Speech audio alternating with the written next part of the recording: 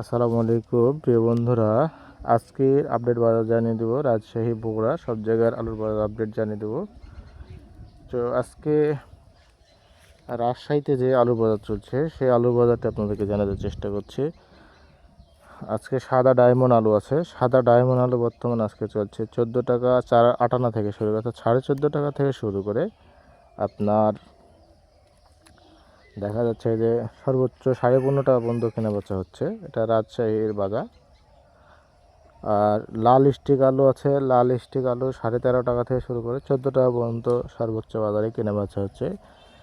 এটা হচ্ছে রাজশাহীর আলু আপডেট বাজার। বগুড়াতে চলছে আপনার সাদা ডায়মন্ড আলু 12 টাকা থেকে শুরু করে সর্বোচ্চ 13 টাকা 14 টাকা পর্যন্ত কেনা বেচা হচ্ছে। এটা হচ্ছে বগুড়ার আলুর বাজার। বগুড়াতে লাল স্টিক আলু চলছে 12 টাকা থেকে শুরু করে সর্বোচ্চ 13 টাকা পর্যন্ত কেনা বেচা হচ্ছে। আর আপনাদেরকে আরেকটি বিষয় জানিয়ে রাখি যে স্টোরে আলু কী পরিমাণ এখন ভর্তি হয়েছে। স্টোরে এখন পর্যন্ত আলু যেটা ভর্তি হয়েছে সেই বিষয়টিও তুলে ধরবো। কিন্তু স্টোরে আপনার দেখা যাচ্ছে যে আলুগুলো ভর্তি হয়েছে মোটামুটি ভালোই আলু ভর্তি গেছে, প্রায় 10-15% মতো ফাঁকা আছে।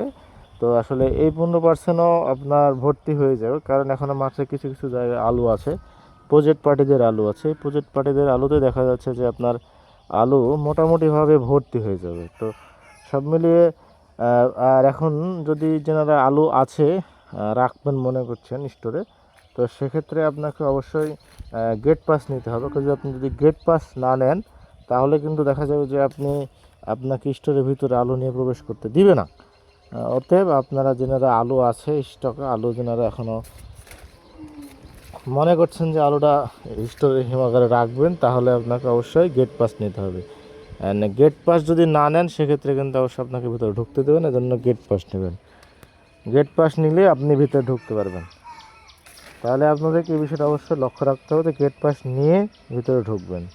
আর আলুর বাজারটা মোটামুটিভাবে আমরা লক্ষ্য করে দেখছি যে আর সব স্টোরে রাজশাহী, মোহনপুর অর্থাৎ তানোর মোহনপুর যে জায়গাগুলো আছে সব জায়গায় মোটামুটিভাবে সময়ের ব্যবধানে হয়তো বা সব কোল্ড স্টোরগুলোই আপনার পরিপূর্ণ হয়ে যাবে, শুধু সময় লাগতে পারে এতটুকু। এই হলো রাজশাহীর আপডেট।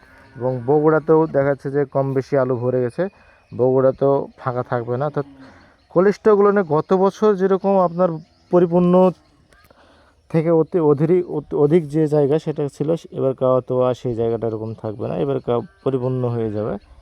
এবারকার দেখা যাচ্ছে যে অত অতিরিক্ত হবে না, তবে কোল্ড স্টোরগুলো মোটামুটিভাবে পরিপূর্ণ হয়ে যাবে, এতটুকু বলা যায়। তো সবাই ঠিক ভালো থাকবেন, ধন্যবাদ সবাইকে।